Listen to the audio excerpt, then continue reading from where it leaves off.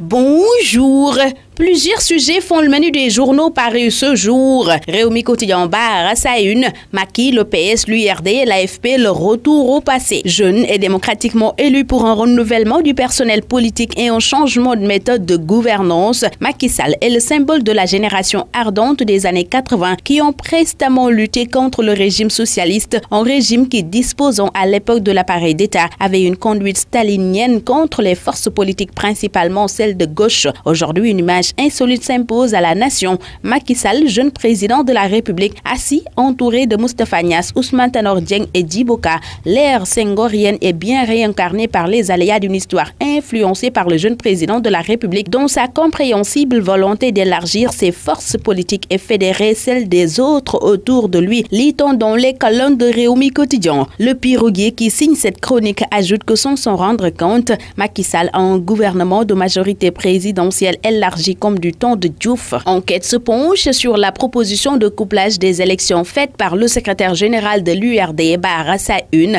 Djibo seul contre tous. Ce journal donne la parole à Benoît Sambou de l'APR qui indique que le niveau de démocratie de notre pays ne le permet pas, que les gens arrêtent de faire des propositions qui allongent ou réduisent les mandats, déclare pour sa part Maître Moussa Bocar Thiam du Parti socialiste. C'est décevant de la part du leader de l'URD, renchérit Maguette Sy du Parti démocratique sénégalais. Liberté publique, ça ne marche pas. C'est le titre de l'analyse d'Assane Sombe qui s'intéresse aux interdictions de marche qui font légion au Sénégal. Les partis de l'opposition réunis autour de Manko Watu Sénégal étaient chez le préfet hier pour le dépôt de la demande d'autorisation pour la marche du 14 octobre prochain, informe Sud Quotidien qui titre par conséquent « L'opposition se légalise ». L'un de ses opposants, par ailleurs ancien premier ministre, ne peut toujours pas sortir du territoire. C'est ainsi qu'en a décidé le doyen des juges d'instruction Samba Sall, selon Abdoul Mbaye qui donne l'information sur sa page Facebook d'après Réumi Quotidien. Walf Quotidien renseigne dans un autre registre relativement aux réformes judiciaires sur le terrorisme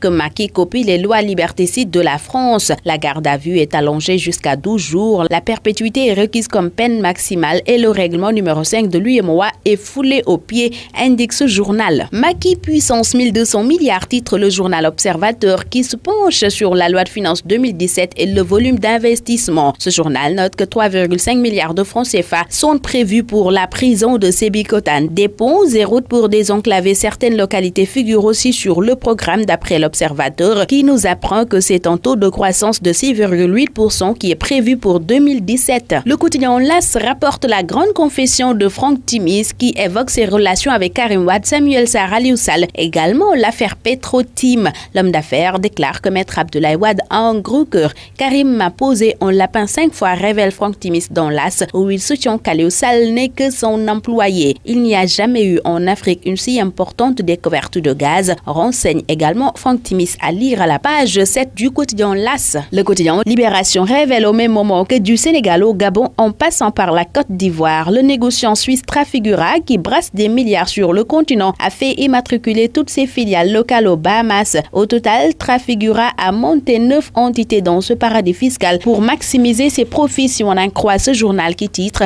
Trafigura le scandale offshore. Le quotidien du sport Stade qui s'intéresse à la CAN des moins de 17 ans nous fait part d'une fraude sur l'âge des joueurs guinéens et informe que la Fédération sénégalaise de football a déposé une réserve à la CAF. Au match aller à Dakar, la morphologie et le gabarit des U17 guinéens avaient alimenté les discussions dans les travées de Demba Diop si on en croit ce journal. Le journal des arènes sénégalaises Sunulombe informe pour sa part que le choc de tous les dangers se précise. Balagri sur les tablettes dont VIP, titre ce quotidien. Bonne lecture à tous.